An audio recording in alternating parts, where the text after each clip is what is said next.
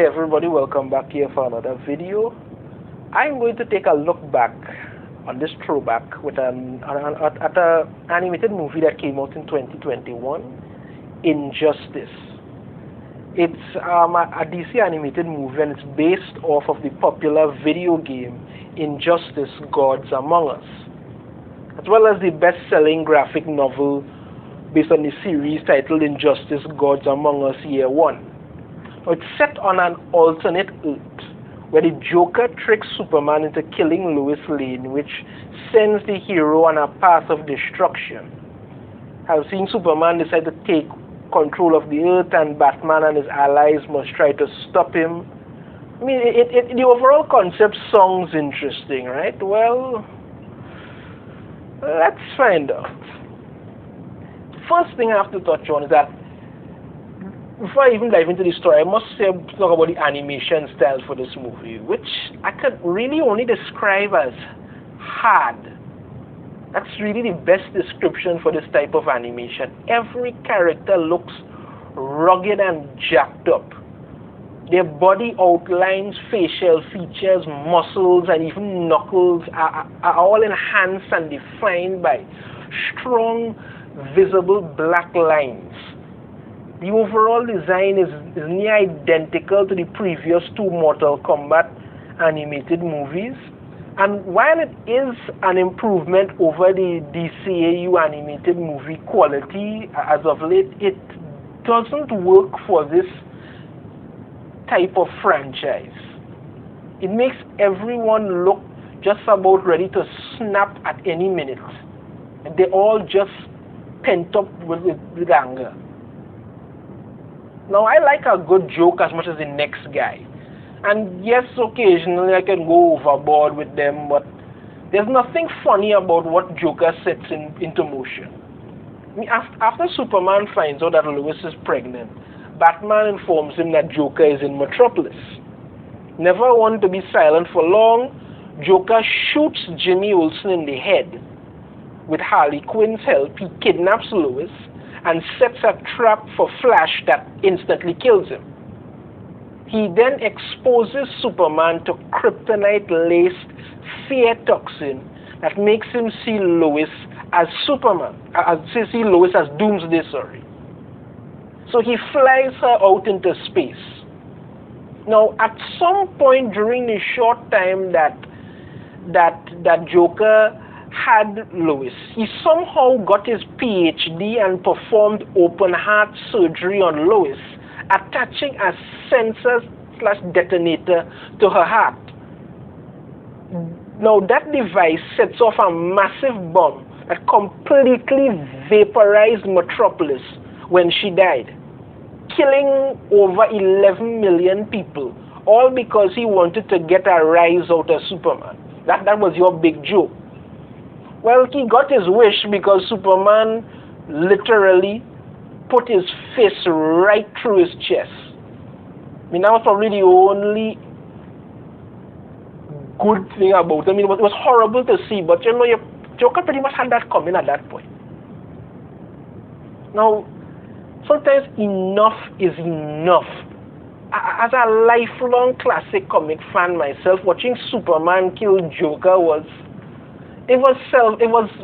stomach turning. I mean, I might say it was satisfying. It was really stomach turning to see Superman go down that road. But 11 million people, not to mention his wife and unborn child. The attack on Pearl Harbor killed over 2,400 people, and the United States entered World War II because of it. But Joker racked up a body count in the millions. And Batman just wanted to send him back to the revolving door at Arkham Asylum so he could escape and do it again. I mean, seriously, what does it take to get the death penalty around there? You kill 11 million people, I want to send you back to the madhouse. I mean, while we're talking about Arkham, has that place ever actually helped anyone? I mean, like, ever? Harley Quinzel was a psychiatrist there before going mad and turning into Harley Quinn. So clearly that's not a place to send anyone for any kind of help, because just being there does drive you mad. You know, in some cartoons, when someone is thinking about doing something bad, how a little devil appears on their shoulder and tempts them into doing it. It's usually have a devil on one shoulder, angel on the other, and they usually listen to the devil. Well, that's exactly what Wonder Woman is in this movie. Literally. When Superman starts going down a questionable road and heroes start choosing sides, she immediately jumps on Superman's bandwagon, perfectly happy to go along with everything he does. And anytime Superman begins to question or doubt if what he's doing is right and thinking that perhaps he should stop, she's right there to massage the brainwashing and get him to continue on this dark path. She acts like a self-appointed general and even uses terms like, your will be done, basically trying to turn him into a living god. Yet the really worst part is that the man's wife and unborn child were dead for about an hour before she tries to move in for a booty call. I mean, have a little shame, woman. Somehow, after everything she does to ensure he goes mad with power, she's inexplicably shocked when he goes mad with power. I mean, it's like my grandmother always used to say, you know, friends will leave you, but they won't bring you back. That's exactly what she does. So no surprise on this one, but Batman is of course opposed to what Superman is doing. But with Wonder Woman, Cyborg, and others on his side, it's basically an uphill struggle. Now, Robin, aka Damian, decided to side with Superman against Batman and Nightwing. And during a fight at Arkham against some prisoners, in frustration, Robin throws his staff at Nightwing, hitting him in the head and killing him instantly. Yeah, I kind of thought that was a pretty lazy way to do it also, but I mean, it's a devastating loss for Batman and sees him virtually disown Robin on the spot for what he did. Can't really blame him. Superman, however, goes to Catwoman and tells her what happened and he asks her to go to Batman, and she does, and it's one of the rare or possibly first time I've ever seen Batman actually break down and cry. It was a touching moment, but still. And just when you think you're getting some emotional depth in this movie, they turn around and make it weird. After Nightwing dies, his soul goes to the goddess Ramakrishna, who sends him back to Earth as a ghost called Deadwing. I swear to God I'm not making this up. To help balance the world and stop a great calamity. But he doesn't do anything like that. All he does is just possess Cyborg for a few seconds and then possesses Robin to help him beat Ra's al Ghul in a sword fight. That's it, nothing else. He has basically no help alive or dead. The most interesting and weird comedic duo in this movie had to be Green Arrow and Harley Quinn. Not only does she help him rename his lair from the Arrow Cave to the much more accurate and cooler sounding The Quiver, they also play well off of each other for a short time that they're together, especially when Harley decides to become a hero to help stop Superman. Sadly, however, their comedic time together is short-lived, because when Oliver's arrow accidentally kills Superman's father, he gets a blast of heat vision to the face which kills him. This entire movie was like a stage play to show how Superman lost any self-control that he had and just kept getting worse. From forcing countries to listen to whatever he says or else, to hunting down dictators, jailing any hero that refuses to submit to him, and turning cities into police states. At one point, a bunch of teenagers are having a rave party where they dress like the Joker and they accuse Superman of being a facet. So he just goes in and uses his heat vision to murder them all. I mean, you could actually hear them screaming while he's doing it. He even teams up with Ra's al Ghul, who has the Amazo robot that can copy and use any superpower. And he has him send it to Smallville where it almost kills everyone in the town before you know, it's shocking reveal, Ra's turns against him. I mean, yeah, I get it, you kill the Joker, but after that he just couldn't stop. It was like a floodgate just opened. Other people have killed before, but they don't turn into maniacal lunatics after. Now, I do want to take a moment to give an honorable mention to Plastic Man. I mean, true, he didn't make an immediate splash at the beginning, but when he stepped up, he really stepped up. He was invaluable in defeating Amazo, especially after the robot had already killed Cyborg and Hawkman. He helped rip it in half and then went inside of it to expand and blow it up. Plus, his powers allowed him to break into an underwater prison and hide in plain sight anyway.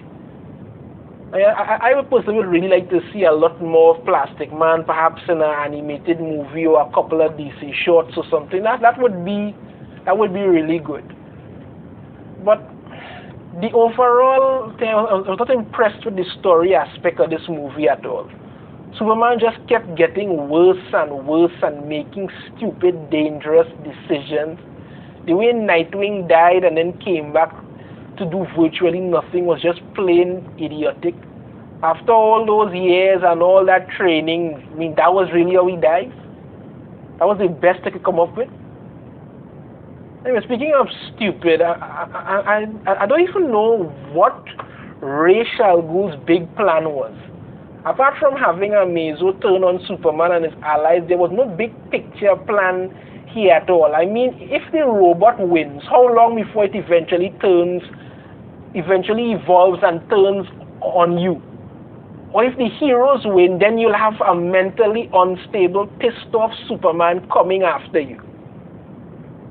How does any of that make any sense?